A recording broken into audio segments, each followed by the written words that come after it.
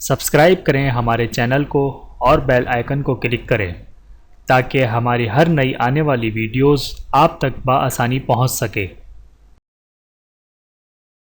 بسم اللہ الرحمن الرحیم۔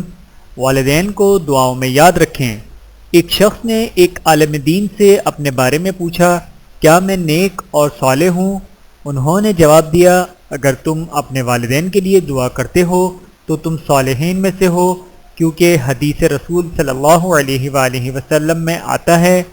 ترجمہ: نیک و صالح اولاد جو والدین کے لیے دعا کرتی ہے۔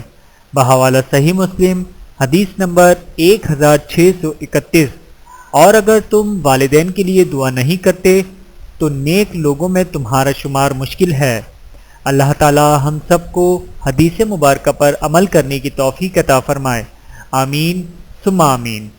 ویڈیو دیکھنے کا بہت شکریہ۔ مزید ویڈیوز دیکھنے کے لیے ہمارے چینل کو سبسکرائب کریں۔